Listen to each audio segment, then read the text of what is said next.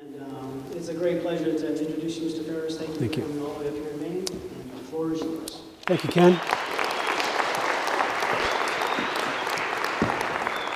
Thank you, Ken. It's a real privilege to be here, especially in the Franco-American Center. I just saw Franco Center on my schedule. I didn't really know what this really was. And so, je parle français comme un vache espagnol, et je m'appelle Michael Farris, j'habite en Virginie.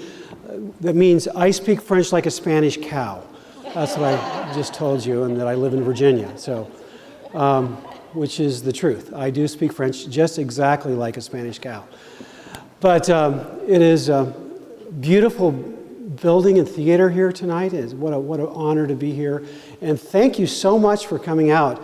To get a group to come out on a night like this in the middle of the week is an honor and privilege, and I know that all of you sacrifice. And I want to say a special thanks to the members of the legislature. First, for your service to the people of the state of Maine, and for your service to the people of the United States as well, but for being here tonight. It's a real honor and privilege to have you all here.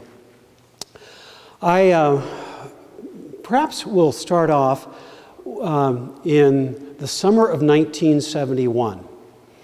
In the summer of 1971, three things happened to me, all within a very short time period, about 2 weeks, more or less. First, my wife and I got married. Now, I had been 20 for a whole week when we got married. My wife was 19. We've been married for 43 years, so that makes me 63, and my wife is 38. It's the same wife, just different math. So that was event one in sequence. Event two is that I got my life on the right track spiritually. I became a Christian when I was 6 years old, but I was lukewarm spiritually for high school and the first couple years of college. And right after we got married, we got involved with a group called the Navigators. And the Navigators was a great discipleship program for my wife, who was a new Christian, and for me. Even though I had a lot of head knowledge, it was new for me to be actually discipled and walking with God in a consistent fashion. And right after that, I started taking constitutional law from a guy named Dr. Dick S. Payne. And he had a PhD from Harvard, but he was an originalist. And he taught me the original meaning of the Constitution. And it turned me around politically every bit as much as I got turned around spiritually through the Navigators. And Dr. Payne's teachings about the Constitution were really pretty simple. And that is, if you believe in the idea of the rule of law rather than the rule of man, then law is knowable and it's fixed. And if you're going to change the law, you change it according to the rules. You don't allow people on their own, unilaterally, to change the rules from time to time. That's what we mean by the rule of law rather than by the rule of man. And this country is committed to the rule of law rather than the rule of man. And he systematically taught us basically a three-step sequence. Step one was, what do the words of the Constitution actually say? And if you can get the answer about a constitutional question from what the words of the Constitution actually say, that's the end of the inquiry. There's no need to interpret. For example, how old does the president have to be? The answer is 35. Now, a friend of mine, to poke fun at the living constitutional theory, wrote a law review article called "Bill Clinton is Unconstitutional." And the thesis was that 35 couldn't literally mean 35. We can't take the words all that literally. 35 in 1789 was about 3/4 of the life expectancy of the day. So the real constitutional rule should be 3/4 of current life expectancy. And Bill Clinton was too young to be president of the United States. In fact, the only person in the sequence to be president that was officially in the sequence that was actually old enough, according to this calculation, was Strom Thurmond. And so, obviously, he was trying to emphasize the point, if the words give you the answer, that's the answer. But there's a lot of times the words don't give you the answer. You have to interpret them. For example, in the area that I've dealt with a lot in the last 35 plus years as a lawyer, is the area of religious freedom and homeschooling and parents' rights. And when there's a religious question involving children, whose religious freedom gets measured here? The child's or the parents' or the government on behalf of the child, or a guardian ad litem on behalf of the child, or is it the parents? You cannot solve that question by just simply reading the text of the First Amendment. You have to interpret that question, and you have to have a theory of interpretation. And the theory of interpretation, of course, that I've always argued is the original meaning of the Constitution. And the original meaning of the Constitution is simply this. What did the words mean to the people who wrote and ratified them? It's a very simple idea. What do the words mean to the people who wrote and ratified the words? That's what we're talking about. We're not trying to psychoanalyze anybody, saying, what did they mean? What did they have in mind? This is not psychoanalysis, this is legal analysis. And in legal words have meaning. So, ordinary deed. The line on the property runs from the apple tree to the big rock following the creek line. 100 years later, the apple tree's gone, the big rock's gone, the creek is gone. What do? Well, you don't have a theory of, well, who really needs the property? You don't have a theory about what does the judge think the property line should be. No, what you do is you do your very best to find out where was the apple tree, where was the big rock, and where was the creek line. And you use whatever evidence you can find to give the deed its original meaning. That's how you do it in an ordinary contract, and that's how you do it in the Constitution of the United States as well. And so, step one, what do the words say? Step two, what did the words mean to the people who wrote and ratified the Constitution? Step three, what are the rascals doing down there who wear the black robes in Washington, D.C. with all this stuff? So you read Supreme Court decisions not for devotional purposes, not because this is the law, but because this is the current ruling of the Supreme Court. We need to know what's going on. If you want to know what's going on in your country, you got to know what's going on. You got to read these cases, you got to know them, not because they're right. The Supreme Court is right a little more often than the ACLU, but not a whole lot more often than the ACLU. The ACLU is not 100% wrong. They get stuff right once in a while. And the Supreme Court's not wrong all the time. Their recent decisions on the Second Amendment, by a 5-4 vote, were correct on the question of whether or not the right to possess arms is a personal right or is a group right in a state-controlled militia. And there are words in the Second Amendment that make that an open question if you're just looking at the words of the Second Amendment.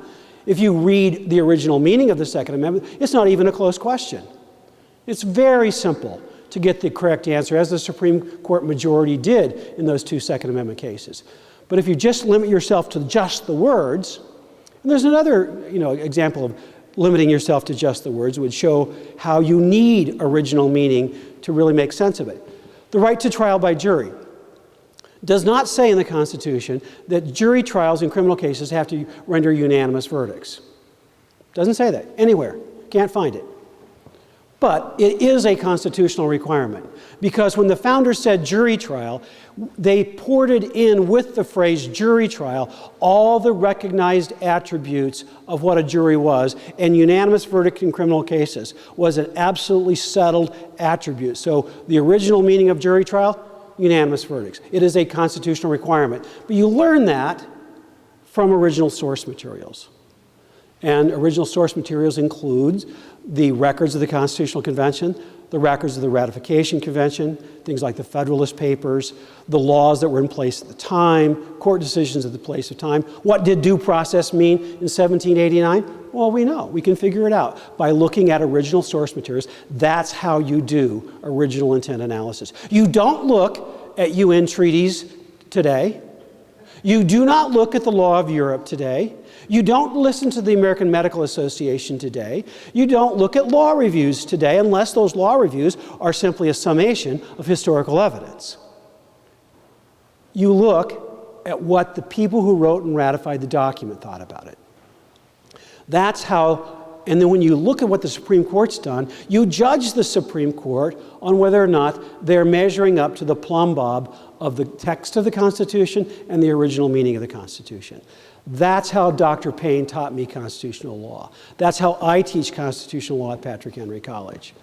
Now, it's one thing to be a constitutional theoretician. It's another thing to go stand in court with people and defend them.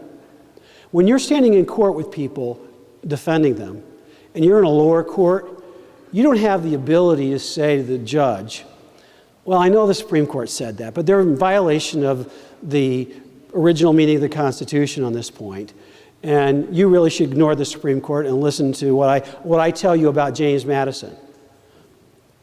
They're not going to do it. You know, just the reality is they're not going to do it. And unless you want your clients to go to jail, you got to do something better than that. Now, if you want to reverse a Supreme Court precedent, which I've tried to do many times, and I've done it in one context at least, and I'll tell you about that later, you can build the case for why the Supreme Court's wrong, but you better not base all your arguments upon that.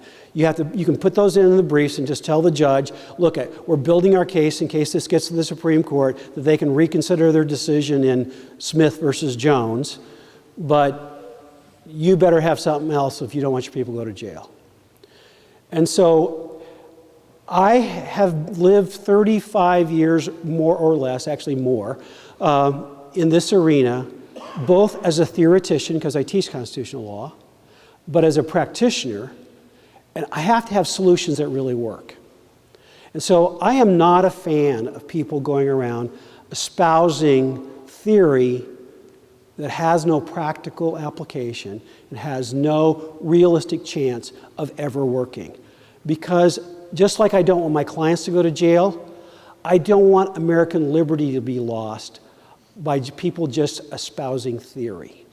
I believe, my dad told me when I first started in this business, I was the state director of moral majority in 1980. That's how I kind of really got launched into all this stuff. And my dad said, never give the people, or tell them a problem until you've got a solution that's realistic and will actually work. And so all my life, I've been guided by that principle. And because of that, I've been able to be involved in a lot of stuff that has actually worked. Homeschooling was basically illegal in this country when I started Homeschool Legal Defense Association. Who were we going up against? We were going up against the Teachers Union, which is the most powerful political group in every state legislature of this country. We were also going up against the State Superintendents Association and the State Department of Education and the Principals Association. Now, sometimes on some education issues, the management and labor get on different sides of those issues. But on homeschooling, they were all together. And we're this little tiny minority facing the biggest, powerful, most political juggernaut in any state legislature in the country. 30 plus years later, homeschooling is legal every place in the country. Why? Well, number one, the power of God. Number two, we had realistic plans. Number three, we out-hustled them. And so I believe that it is possible to do what people tell you is politically impossible, because I've seen it and lived it for getting close to 4 decades now. I've been a part and been a leader in getting it done. Anything I tell you tonight where I say that I've done it, it's just shorthand. With God's blessing, a team of people did it, and I happen to be involved in the leadership of that. So we just agree that that's what I mean when I say that I got something done. That's what I mean in every single instance. Unless it's a story of a mess up, and then I could be personally responsible for mess ups. But a good thing that happened, it's always God and others that were clearly involved as well. So let's just do a little bit of constitutional teaching here. Effectively in this country, and I've already painted this picture, I just haven't given you clear words that synthesize it into a single sentence. Effectively, there's 2 constitutions in this country. People say, oh, the federal government doesn't obey the Constitution at all. I get that. I understand what you mean by that when people say that. But it's not the most precise way to explain the problem. The problem is this. There are two constitutions. There's the Constitution as written, then there's the Constitution as interpreted by the Supreme Court. In fact, the federal government does pretty much follow the Constitution, just the wrong one. They're following the Constitution as interpreted by the Supreme Court. They don't ignore the Constitution. They abuse the Constitution with these false interpretations by the Supreme Court. So the trick of everything that we're involved in here is to recognize that reality, analyze the situation we're in correctly, and then you propose a solution that's based on the correct reality. The correct reality is the government isn't pretending to be or isn't admitting this lawlessness. It's got a form of lawfulness about it. But it's the Supreme Court's false interpretations of the Constitution that are the core of the problem. And there are three core areas. There's lots of them, but we'll just talk about the biggest three. The first is the General Welfare Clause. A group called the Center for Public Integrity, and it's not a conservative group, and I can prove that with one factoid. Arianna Huffington's on their board. The Center for Public Integrity says, using GAO accounting figures, that in the year 2020, 89% of all federal tax revenue will have to be devoted to four things: interest on the national debt, Medicare, Medicaid, Social Security. 11% of all federal revenue will be left over for national defense, foreign policy, and everything else the federal government thinks that it needs to do. It's unsustainable. We are headed for a fiscal cliff. States are getting a lot of money from the federal government. There wasn't any of that money that I just labeled for you that's going to the states. Medicare, outside those particular programs. It's just not going to happen. There's not going to be more education money from the federal government. It's gone. All the kinds of things that we're seeing the federal government think that it's doing, being all things to all people, buying votes for, that's what they're doing, by the way. All deficit spending has one premise: how can I buy votes? That is it. Republicans and Democrats alike, 100% of federal spending is based on that premise: buying votes. Don't let anybody ever try to kid you that it's for altruism. It is simply, how many votes can I buy with this deficit spending? And they realize pretty accurately that the unborn and the little kids and the teenagers can't vote. So there's no point in buying votes from them. We give those people the bill and we buy votes. And it's all done through the General Welfare Clause. And that all comes from a case called Butler versus the United States, decided in the 1930s, in a case that was Comrade Franklin Roosevelt's precursor of the farm subsidies program that we have today. It's called the Agricultural Adjustment Act. And the specific legal question in the case of Butler versus the United States was this: does Congress's power to tax and spend extend only to the enumerated powers, or can it spend for purposes that are beyond their enumerated powers through the General Welfare Clause? That's the question. And that question is costing us, best estimate, $150 trillion. The national debt is not $18 trillion. That's the part they recognize. Here's their accounting system. If you buy a car and it's $40,000, and it's no money down, no interest payments until January, when you drive off the lot, you owe $40,000. The way the federal government accounts it, you don't owe anything. When the first month's payment comes up, and let's say it's a $500 payment, you owe $500. That's it. They don't count the principal that they're borrowing from Social Security, Medicare, Medicaid, all the unfunded mandates. Like I told you before, I'm 63, so I'm old enough to collect Social Security. I've been paying into the system for a long, long time. Every dime that I've paid into Social Security, every dime that everybody has been paid into Social Security is gone. There's not a nickel in the Social Security Trust Fund. The moment it comes in, it goes right back out. And there's a stack of IOUs in there. That's all that's in the Social Security Trust Fund.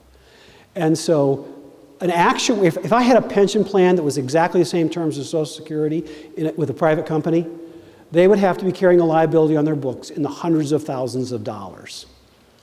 But the federal government carries zero on their books for what they owe me. Zero. They've taken all my money, they put an IOU in, and zero is carried on their books because of the phony accounting system that they use. The real national debt is at least $100 trillion. It probably is more like $150 trillion. It may be $200 trillion. Nobody really knows, but it is a big, big number and is going to crush our children and our grandchildren. It may get up and crush us if we just live another 5, 10, 20 years. 20 years, it's going to crush us if we don't do something, I guarantee you. It is not a question of if, it is a question of when. The General Welfare Clause, the simplest way to prove that they got the wrong definition, by the way, the Supreme Court said, and they affirmed this in the Obamacare decision, because the Obamacare decision was not based on the Commerce Clause that people thought they were going to do it on. They based it on the General Welfare Clause. And the correct, just modern lingo version of it is this: Congress can tax and spend for any fool purpose they want. That's what it means. And that's where they adopted it in Butler versus the United States. Very narrowly and a little more scholarly. Congress is not limited to its enumerated powers, but can spend for additional purposes that Congress unilaterally deems to be in the national interest. That's the more eloquent explanation, but it just means any fool thing they want. That decision, that $150 trillion decision, let's call it, is in about that much text in the Supreme Court, about 3 inches of text, a paragraph and a half. You think that if we're going to spend that much money, the people would deserve something more than about 9 sentences. But that's all we got. And what they said was something like this. Well, James Madison took the position that the General Welfare Clause granted no additional power to Congress to tax and spend. Alexander Hamilton said, no, it did grant additional power to Congress to tax and spend. And Joseph Story agreed with Alexander Hamilton, and we think the two of them are right. No explanation of why they're right, no analysis, just that much. I mean, it's really close to literally exactly what they said. And I had wondered for a long, long time how they got there. And so when Patrick Henry College acquired a database of old Supreme Court records recently, the second case I went and looked at, all the records, was this one. The first one was the great parents' rights case called Pierce versus Society of Sisters, which you can understand why I would go look at that one first. But the second one was this case. And I went back and read all the briefs and records. And the government actually filed a separate brief on the history of the General Welfare Clause that was really pretty good. And what they cited that surprised me was they showed who agreed with Hamilton and who agreed with Madison. And with Madison, Jefferson agreed with him. He was the most important one. But George Washington agreed with Hamilton, and James Monroe agreed with Hamilton. And then a little later in history, Daniel Webster agreed with Hamilton. And the one that just floored me, John C. Calhoun, they said, agreed with Hamilton. I said, it ain't possible. There is no way on this earth that John C. Calhoun thought that Congress could tax and spend for any purpose it wanted. Just not possible. So I went and I drilled down into the original sources of all the stuff they cited. And they got one thing right and one thing wrong. John C. Calhoun did, in fact, endorse Hamilton's position. What they got wrong was Hamilton's position. Here's Hamilton's actual position. He did contend that it was an additional grant of power. But here's what it was.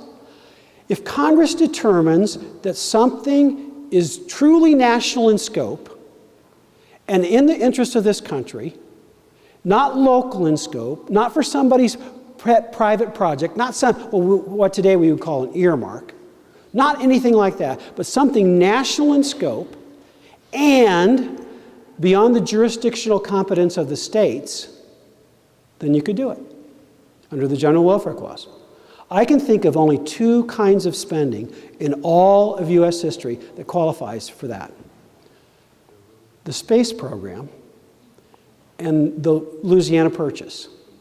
The other purchases, like the Gadsden Purchase, the Alaska Purchase, they would qualify.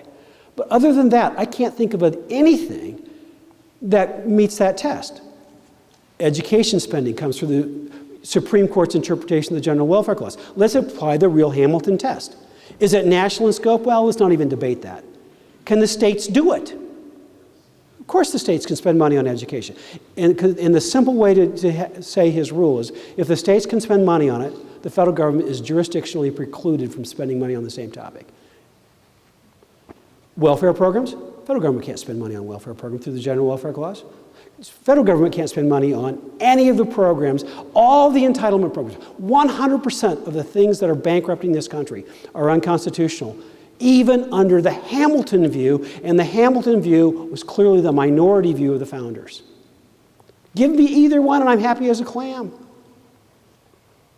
Because I don't mind the Louisiana Purchase. I think that was good. And I think the space program, I'm okay with the space program too. But all these welfare programs, all this other stuff, it's utterly unconstitutional under the original meaning of the Constitution.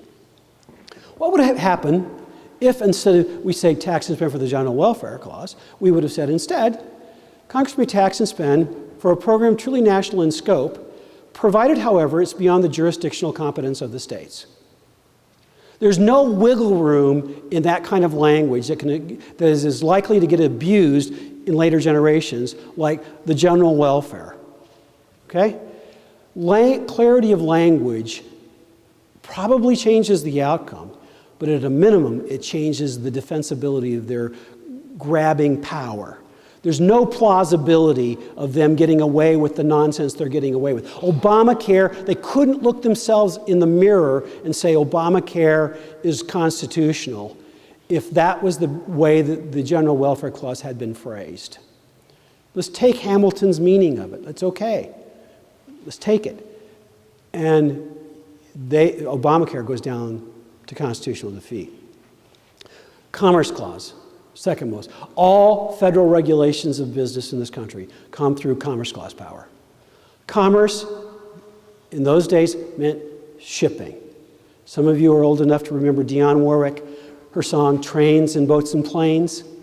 That's commerce. What happens inside of a General Motors automotive plant? Not a blessed thing inside there is commerce. Nothing.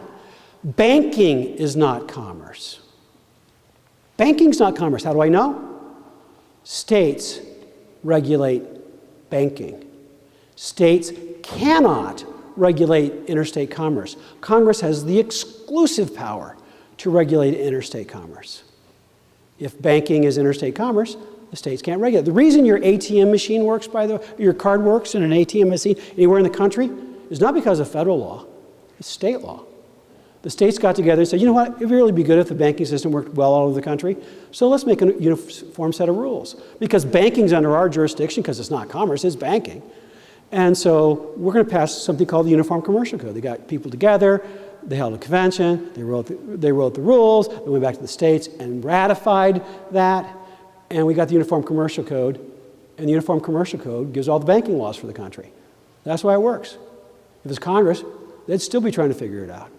Your ATM card wouldn't work, especially if they gave it over to the federal agencies to figure it out. It wouldn't work. But the state law works well. We don't need Congress to pass laws for domestic purposes that are national in scope. States have proven they know how to do it and get it done, and they get it done well. Commerce meant shipping. When that truck pulls up behind that General Motors car factory and the car goes on the little truck, commerce starts. When the truck gets to the car dealership and that car comes off the truck, commerce is over. That's commerce. If that truck crosses the state line, it's interstate commerce. And that's all that the federal government is supposed to be able to regulate. Now, there's the Clean Water Act is under the General Welfare Clause, or excuse me, under the Commerce Clause, is under the crazy idea that all this water is part of the navigable waters of the United States. There's a creek out behind Patrick Henry College that flows when it rains real hard, doesn't flow otherwise. And that is federally protected wetlands. Now, who decided how much land had to be wet and how wet did it have to be? Those are important policy questions. Congress didn't do that. The EPA did that, which shows us not only the Commerce Clause power abuse, it takes us to problem number 3, and that is legislation by the executive branch in violation of the most important rule of the Constitution. The most important rule in any organization is this one: who has the power to make the rules? And the most important rule in the Constitution is Article 1, Section 1, that says all legislative authority is vested in the Congress of the United States, 100%, which means the president can't make law, the bureaucracy shouldn't be able to make law, the Supreme Court shouldn't be able to make law, and for heaven's sakes, the United Nations should not be able to make law that binds the United States. And so Article 1, Section 1 was violated by the EPA's clean water rules. They decided just 1 acre of land. How wet does it have to be? And I didn't make this up. It's called the glancing goose test. When a goose flies over your property on the wettest day in 100 years of wetness, if it can look down on that day and see its reflection in the water, then it's wet enough to be federally protected wetland. Now, the reason no congressman would ever vote for such a stupid rule, at least if they read it, would be this. You can hear the ads. Congressman Jones does not have the sense that God gave a goose. But instead they say, the secretary shall make rules. The secretary shall make rules. In the Obamacare legislation, 2,000 times, the secretary shall make rules. The Hobby Lobby case that went to the Supreme Court on the abortion mandate was not a result of what Congress said, but was one of those, the secretary shall make rules. Ladies and gentlemen, we can't unelect the EPA. And when Congress is giving away its legislative authority, it's not giving away its power. It's giving away the rights of American citizens to throw the rascals out. And they cannot take away our rights without our consent. That is what they're doing. It is utterly unconstitutional. There are 200 volumes of the Code of Federal Regulations. 200 volumes, books. I mean, the stack would be about like one of those pillars. It is a huge amount of words and laws and regulation. And when people start talking about nullification theories, ladies and gentlemen, there are at least 20,000 laws that need to be nullified. State legislators couldn't consider, let's just pretend that this theory has any viability whatsoever. Just the sheer number of stuff that's got to go away makes it an absolutely ineffective weapon against something of that magnitude. It's like, remember the movie Indiana Jones? It's like getting in a knife fight with that big Egyptian. He'll cut you. You know, the only way to fight something like that is you pull your pistol and shoot the big Egyptian in the gut. You take away their power to make law, period. That's the only way you deal with tyrants. And we have tyranny going on. The Founding Fathers would tell you, anyone other than your elected legislators who purports to make law is a tyrant. The President Obama is a tyrant. President Bush was a tyrant.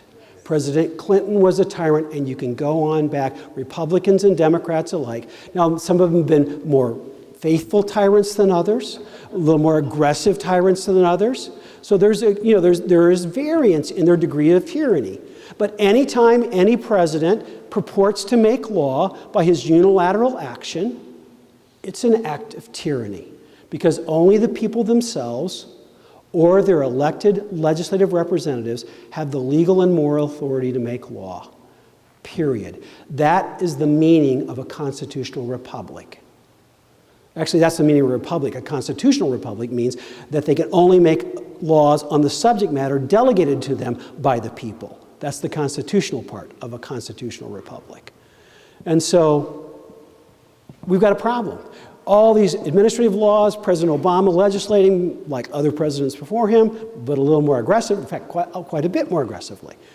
Nonetheless, we have a crisis in this country because the Supreme Court and the White House and Congress is a power cabal, and they have one overriding rule.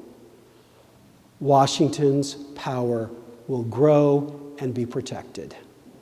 That's their operating rule. And anyone who thinks that we're going to change Washington, D.C. from inside Washington is delusional. You're utterly delusional. No, let's just go elect some more Republicans. I am doing my part to elect more Republicans. I send out teenagers to go elect, it's not just any Republican. I only, if they give some semblance of being a constitutional conservative, I've never seen one running as a Democrat, so I would do it if there was one who was a Democrat. But since it's never happened, it's been only Republicans. But I'm looking for constitutional conservatives running for office. I've raised millions of dollars for them. I have sent tens of thousands of people, organized teams to go do get out the vote drives. I have done as much as, I'm in the upper 1% of helping to elect conservative people in Washington, D.C. in the country, in terms of my own personal efforts. So nobody can say I don't believe in that, and I continue to believe in that. And nobody can say I'm not trying to overturn, get good judges on the courts. Like, good judges on the court's the answer. By the way, you want to know, of the Republican appointees on the Supreme Court, how many of them voted on the conservative side on all of these 4 issues? The right to life, traditional marriage, parents' rights, and religious freedom. You're exactly right. Zero of the Republican appointees. Now, Clarence Thomas comes the closest. He only got 1 wrong. And he's the only one on the court that holds to the original meaning of the Commerce Clause. So the idea that let's just appoint good people, and that doesn't mean that I don't want to appoint good people on the court, and I'm doing my part. I teach constitutional law at a private, challenging, rigorous college, and I send my kids off to law school. 8 of my former students are at Harvard Law School right now. And of the 5 that are in their 2nd or 3rd year and are eligible for law review, all 5 are on the Harvard Law Review. You want to get people on the Supreme Court? You send them to Harvard, you get them on Harvard Law Review, you send them off. I've got one at Yale, I've got a bunch at the University of Virginia, I've got some at Georgetown, and so on. That's how you get people. I'm flooding the zone with constitutional conservatives, and in the long haul, we are going to take it back. It's not going to be fast enough, folks. It's something we got to do. It's not going to be fast enough to save this country. There's only one other weapon, and it's the weapon that I'm here to talk to you about. And that is the Convention of the States project. Article 5 of the Constitution gives us 2 ways to propose amendments and 2 ways to ratify amendments. You propose amendments, Congress, when 2/3 of both houses of Congress propose an amendment, the amendment goes out to the states for ratification. The 2 ways, the second way is when 2/3 of the states pass an application for a convention for the same purpose, then you have a convention for that purpose. There have been over 400 applications passed by the states that are, most of them are still pending in this country, but there's probably at least 200 that are still pending. It doesn't really matter what the total number is because there's never been anything close to 2/3 of the states on the same subject matter except for the balanced budget amendment. And we got pretty close in the 1970s. And we're at about 20 or 21 right now. Some people say it's 24. I think it's, if you do the aggregation rules correctly, it's more like 20 or 21. So that's the biggest we've ever gotten. But we've never had 2/3 on the same subject matter. And the reason we know a subject matter rule is required because we have a 200+ year legislative precedent that is absolutely binding by now that says when there's an agreement on the subject matter, then you have a convention. If the states wanted to have a convention for just general purposes, if 2/3 of the states said, we want a convention for general purposes, you could do it. If you wanted to have a convention for, adopting a rule that, we just want to say Obamacare is repealed. That's it. If 2/3 of the states wanted a convention for that purpose, you could do it, just for that one little thing. So whatever the states say is the purpose, when 2/3 of them agree on the purpose, then you have a convention. Otherwise, we'd have already had a whole bunch of conventions because we're way over the total number of 2/3 of the states. You know, we could have 6 or 7 conventions for the number of applications that are, if they just count for anything, if the purpose doesn't count. There are 2 ways to ratify. We're not going to talk much about those, just other than to mention. You can ratify by state ratification conventions, or you can ratify by the state legislatures. We've used state-based ratification conventions twice, for the original Constitution itself and for the 21st Amendment, which is the repeal of prohibition. And so it's very rarely used, and it tends to get a more conservative result. And so legislators tend to be more liberal than the people. If you want proof of that, look at all the number of marriage amendments that passed through the people. And you look at including California. When Obama got elected, on the day Obama got elected, the people of California who elected Obama voted for traditional marriage. Same day. And so the people are more conservative than legislators. And so the chances of Congress gets to choose the method of ratification. The chances of Congress choosing the method, the people method, this ratification convention on anything conservative is 0. They're going to take their chances with the state legislatures. No, they could, but it's realistically 0. But let's talk about how the convention process works. There's 3 steps. And the 3 steps can be understood by a combination of 3 numbers. The official analogy for these 3 numbers is your junior high locker combination. If you think of something else, it's your problem, not mine. The 3 numbers are 34, 26, 38. And so some of you went someplace besides your junior high locker combination, I see. All right, it's okay. 34 is 2/3 of the states. That's how many states it takes to call for the convention and set the agenda. Step 1, set the agenda. Step 2 is draft the amendments. That's at the convention. There'll be a balanced budget. Our application asks for a convention of the states for this purpose: to impose fiscal restraints on the federal government, to limit the power and jurisdiction of the federal government, and impose term limits on federal officials. That would include both Congress and the judiciary. I pretty much like the idea of term limits on Congress. I could take it or leave it, really tell you the truth. It's okay with me. I really want term limits on federal judges. Absolutely committed to that one. So those are our purposes. 3 states have already passed that: Georgia, Florida, Alaska. We passed it in the House of Representatives in Alabama and Arizona this year. And we ran out of time in Alabama to get it through the Senate. We hit a roadblock in Arizona that we're working on. We hope to pass it this year. We've got prime sponsors in 29 states, including Maine. And we are going to move hard and fast our 2nd year of operation. My goal is to get this done in 2016. If, at the worst case, 2017. I don't think we have a whole lot more time. So we are pushing hard to get this wrapped up, to get to 34 states in that period of time. Both houses of the legislature, the governor has no say. He can be a cheerleader, but so can radio talk show hosts, and so can you, and so can pastors, and so can movie stars, and whoever else wants to comment. But the governor has no official say. We don't need him to sign it. So governors are an irrelevancy in a formal sense. The convention will be held at a time and a place that Congress designates. When it says call the convention, that's what it means. It doesn't mean set the agenda. We already have a legislative precedent saying the states must agree on the agenda before the convention is called. And on the question of can you change the rules in the middle of the stream, I've already litigated that case, folks. There are very few lawyers in the country that have litigated an Article 5 case. I'm one of them. Some of you will remember with the Equal Rights Amendment, they were given in the text of the Equal Rights Amendment 7 years to ratify.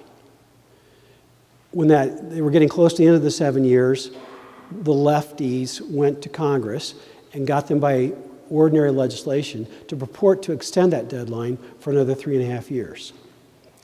And I represented 4 Washington state legislators that filed the first constitutional challenge to that in the late 1970s. I was 2 years out of law school, taking on the federal government by myself. A bit foolhardy, but nobody else was willing to do it, and I did it.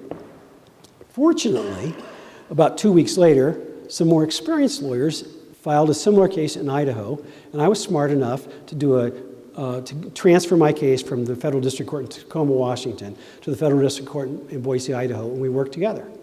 I played an actual speaking role in the case, but I wasn't lead counsel.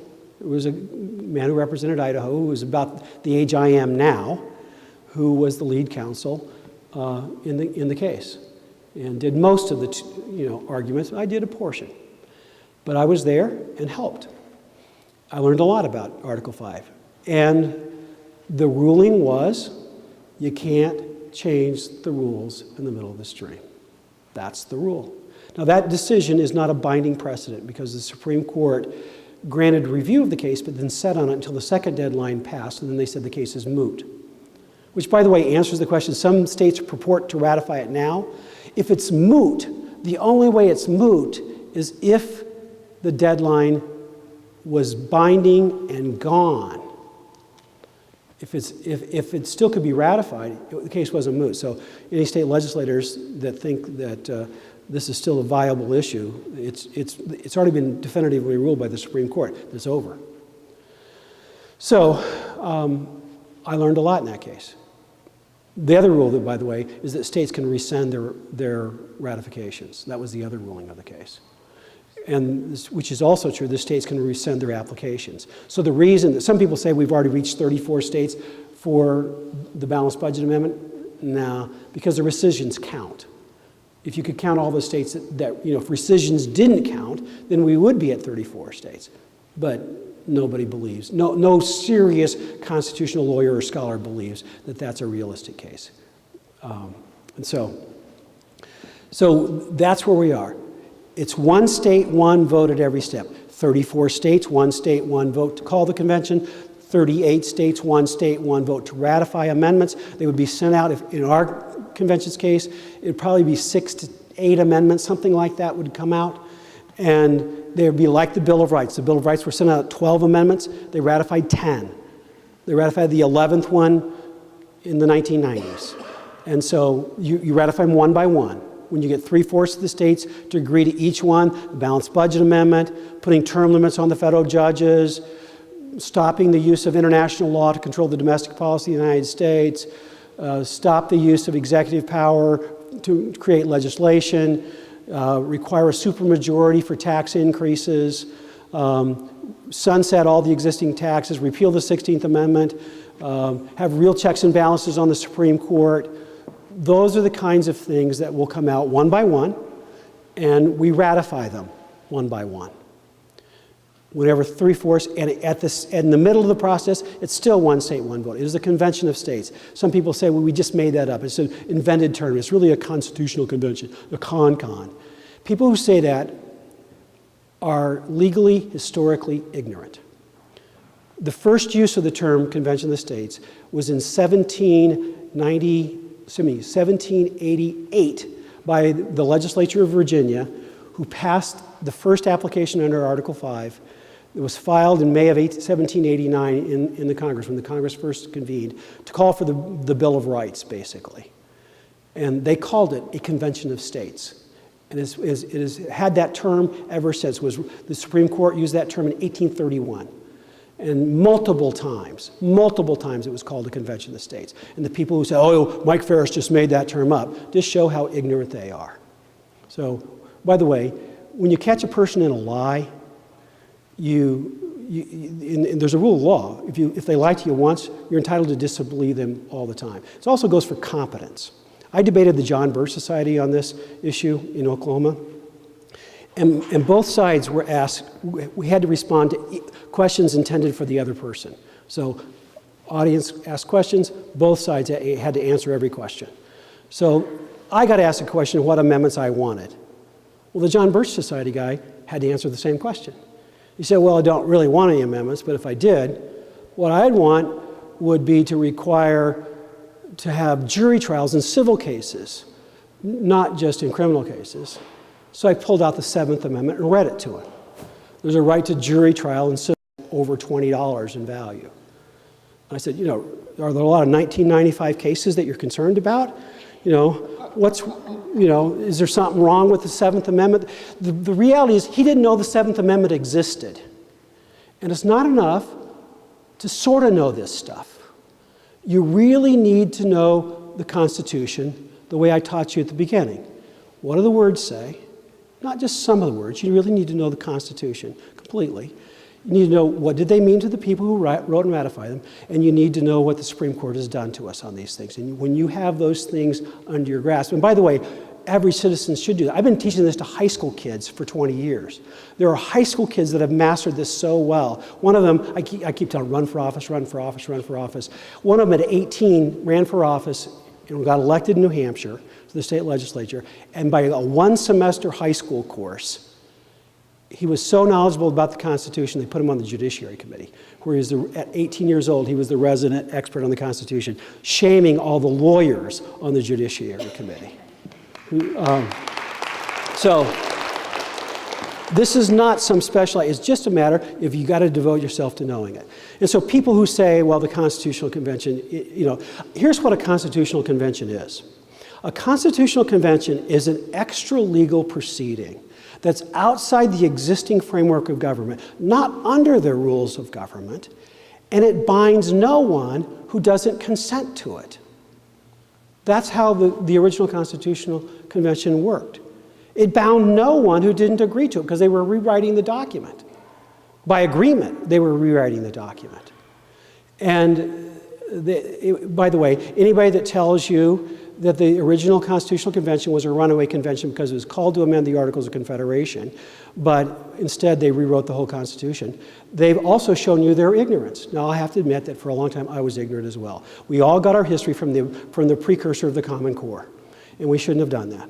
The public schools misled us. They all taught us a bunch of bunk. The truth is, the states called the convention. And here's what the states told their delegates to do: to render the federal Constitution adequate for the exigencies of the Union.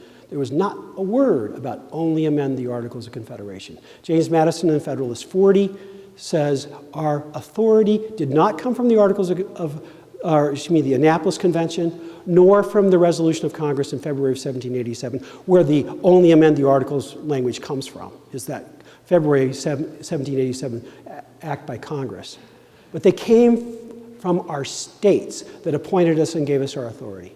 And 10 of the 12 states said almost exactly the same thing, word for word: render the federal Constitution adequate for the exigencies of the Union. The other 2 states, Massachusetts and New York, said that plus only amend the Articles. And so there's an interesting historical footnote about whether the Massachusetts and New York delegates obeyed their instructions, but is of no consequence to the general legality of the convention, because 10 states were sent there to do what they did: render the federal Constitution adequate for the exigencies of the Union. It was not a runaway convention. People who tell you that have always been historically enemies of the Constitution. Anyone who continues to say that, I believe that good friends of the Constitution may have thought that. I was a good friend of the Constitution, and I thought that for a long time. When I actually went back and read all the original documents myself, I went, oh my goodness, I've been doubting the authenticity of the Constitution for a long, long time. I'm sure glad to clear that up. And you know why the liberals do this? Why Warren Burger and other people like that promote this idea? Because they don't want us to take the Constitution too seriously. So in their hip pocket, when they say, oh, you're being a constitutional literalist, if we're going to get literal on it, then the Constitution was illegally adopted in the first place. We can't even use it. It's the people who want to undermine. And so I would suggest to any person who considers themselves a friend of the Constitution, stop defaming the Constitution of the United States by falsely contending that it was a runaway convention. It's just not true. And people who...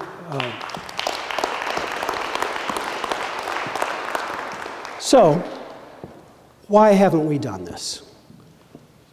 Fear. Okay, fear is a realistic thing.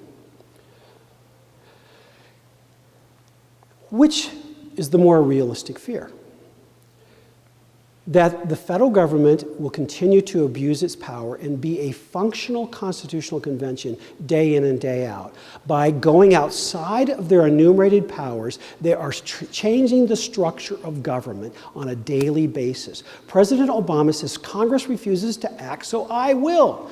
That's false on several levels. I mean, there is law in place, he just refuses to enforce it. Congress refusing to act doesn't mean change it. You don't have to change. We've got law. There's not a vacuum of law, there's just a vacuum of new law that he likes. That's the only vacuum. But even if there was no law, the president can't make it. And when he does, that is a constitutional convention on that little point. When the Supreme Court created the right to abortion, that was a constitutional convention on that point.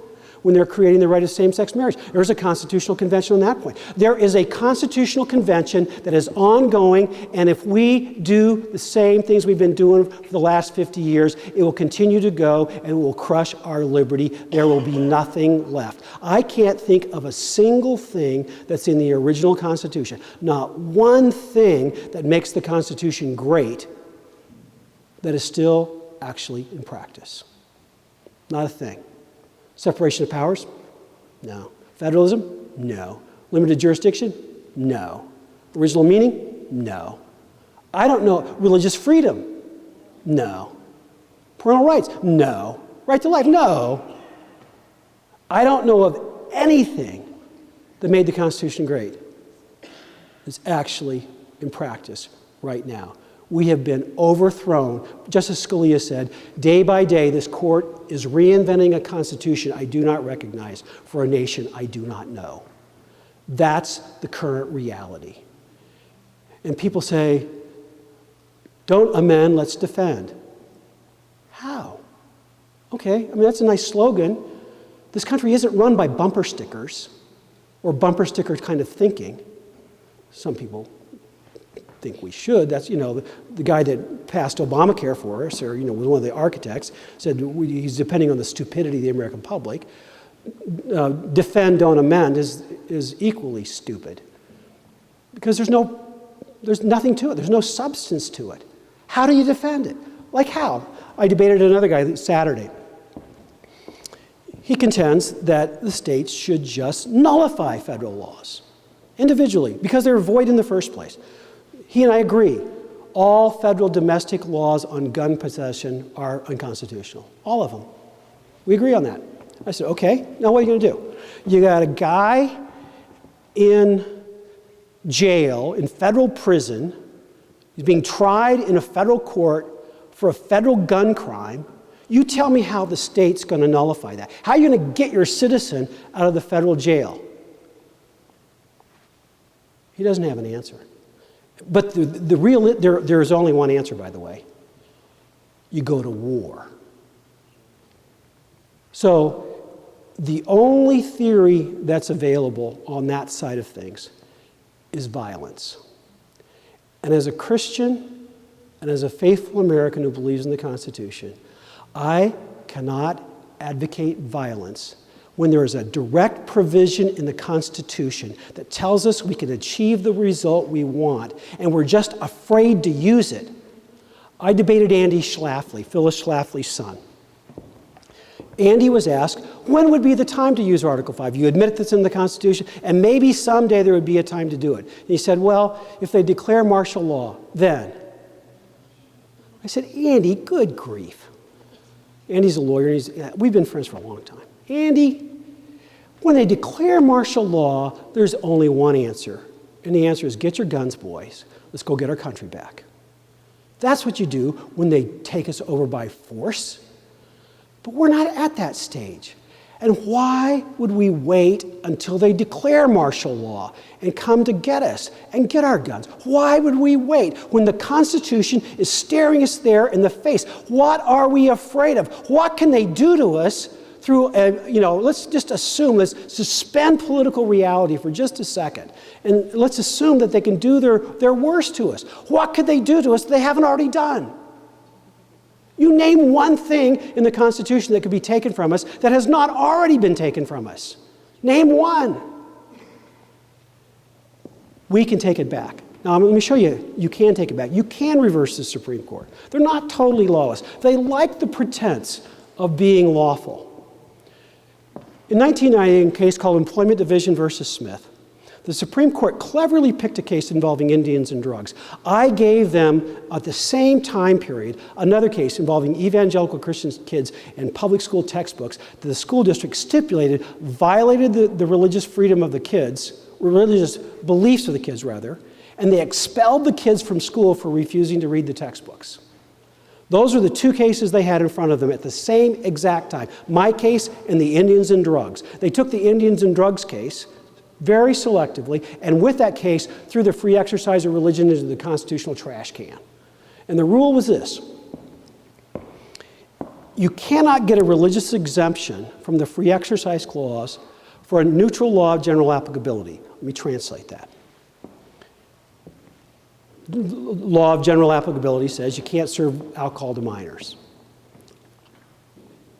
Pastor or priest serves communion wine to minors. Technically, violation of the general rule, you can't serve alcohol to minors.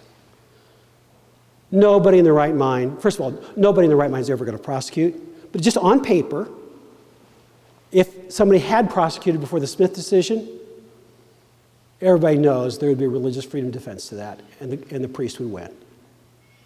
And so nobody would ever do that. Nobody would be stupid enough to ever even try. But today, thanks to the Smith decision, you do not have a constitutional defense to that. Nor Patrick Henry College, we will never hire a homosexual professor or anything. Janitor, we're just not going to do it. Violates our religious beliefs. No, not that somebody wouldn't sneak by, we don't know about it, but if we know about it, we're not hiring them. And so, do we have a constitutional defense to that? Nope. Thanks to Employment Division versus Smith. The Religious Freedom Restoration Act was enacted by Congress in 1994, unanimously in the House, and 97-3 in the Senate. I'm the guy who named it.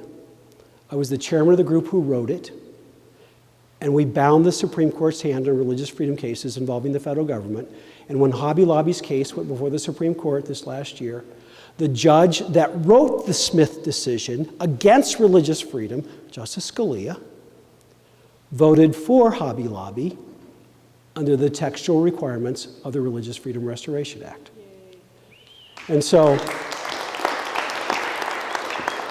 if you know what you're doing, you can bind the Supreme Court up tightly. And we can do this. When 34 states apply for a convention, we can do this. How can we do it? 100 people, our plan is this. We're focused on 40 states. There are 4,000 state house districts in those 40 states, 1,300 Senate districts. But if you've organized a state by state house districts, you've organized it, the overlay of the Senate districts doesn't change anything. Our goal is to have a viable political organization in 75% of those districts. That's 3,000 districts in those 40 states. 100 people in each of those districts who will join up with us and will call their legislator and say, support a convention of the states. And then when we get the convention done and we have the amendments out for ratification, ratify the balanced budget amendment, the tax limitation amendment, and so on. That's the plan. That's 300,000 people nationally. That's 1/10 of 1%.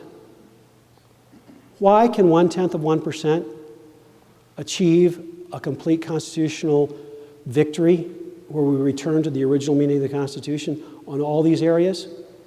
Is because this is not an election. This is not electoral politics. Electoral politics can influence this, but this is lobbying.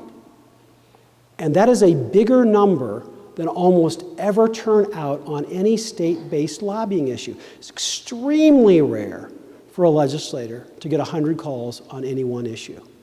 And if we can deliver 100 calls to 75% of the members of the legislature in those states, we believe we can get simple majorities, because simple majorities are all that's required. Now, in some districts, it may be a little harder. Okay, What if we have 1,000 in every district? 1,000 in every district is just 3 million people. There are Tea Party groups that have 4 million people on their list.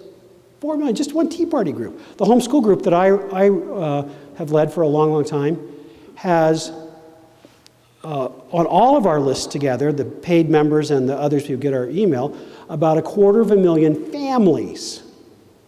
That's about 500,000 people. That's a lot. You know, getting to 300,000 or 3 million people organized to do this is not a fanciful idea.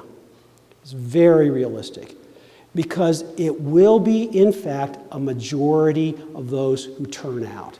And all of politics is governed by this principle. The winner is a majority of the people who participate. It's always the rule. And in lobbying, 1%, you know, something between 1/10 of 1% and 1% of the population is more than sufficient to achieve everything I want and have described, and you want, I believe, by being here tonight. Do you want limited federal government? Do you want the federal budget? If the plans that I have described to you are enacted, the federal budget would be about $1 trillion a year rather than about $3 trillion a year. Anorexic compared. I spoke in Virginia about this on Saturday and said one of the side benefits for us here in this area, there'll never be jams on the Beltway anymore. It would be great. And so the number of federal employees will plummet. They'll have to get real jobs and actually produce. And the good news is we would have such an economic boon in this country that the real jobs would flourish and pick up the slack in no time. Ladies and gentlemen, this is the land of the free and the home of the brave. If we want to be living in the land of tyranny, then live in fear. It's time to be brave. It's time to stand up. It's time to get this done. I ask you to help me, and now I'm glad to take any of your questions. Thank you very much.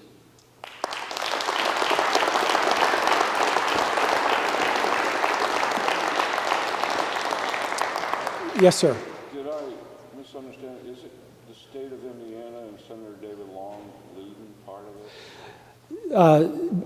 it? David Long, who's the president of the question is, what's David Long, who's the president of the Senate of Indiana's role in all this? I'm paraphrasing the question.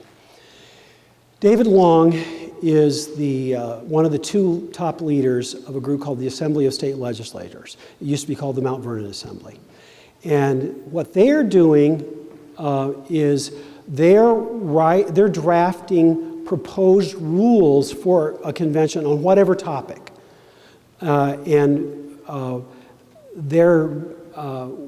My organization, the organization I'm a part of, Citizens for Self-Governance, which is sponsoring the Convention of the States Project, hosted the first luncheon where these guys got the idea to do that. So that was our part. It's only state legislators that are involved in that. And they're just writing the procedural rules, how the committees are chosen and so on. They're not official, nor can they be official until you get to the convention. But the plan is this: they have the rules all drafted. They intend to have a majority of the states instruct their delegates to vote for that package of rules. And when 26 state delegations are instructed to vote for that package of rules, then it's locked up. And by the way, the victory always goes to those who are prepared. And so it's a bipartisan effort. It's really clean. And the only rule that that I know of, that they've completely settled on is the one state, one vote rule. And so, yes, so David Long is leading that side. He's not leading any of the substantive application efforts. He's leading the procedural efforts.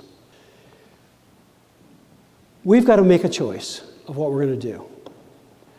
Doing nothing is not a viable alternative. The Bible says, for him who knows to do right and doeth it not to him is sin. So doing nothing is not a viable alternative. What are we going to do? What are we going to do? Nullification theories are legally indefensible, politically unreal, and not a big enough weapon to battle just the Code of Federal Regulations. And I've asked a lot of people, Nobody has ever presented a theory of how you can nullify the national debt.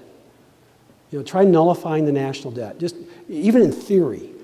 No, the big stuff, you can't get there. If by nullification we mean don't take the money from the Common Core, of course the states can do that, and of course the states should not take the money from the Common Core. That's not nullification. That's a decision the states can make today. So that's not an alternative. Armed revolution is an immoral alternative at this stage of this country. Wishing and hoping and thinking and praying that we're going to get the Republican savior in 2016, or we're going to get a libertarian president, or we're going to get the Constitution Party, or the utopian is going to come in. I don't care who we send to Washington, D.C. in 2016. I don't care who it is. If it was me, and I'm more conservative than any major person running for president right now, any of them, and I couldn't deliver as president of the United States all the things I'm talking about here tonight. Couldn't deliver it. And so there is no solution in Washington, D.C. The founders said, when the federal government exceeds its authority, the states have the power, are given the power, to overturn the federal government's actions by putting in new constitutional barriers to stop the federal abuse of power. That's the only reason they gave us Article 5 as it is. So the question is the federal government abusing its power? Is there any other alternative that is realistic to check the power?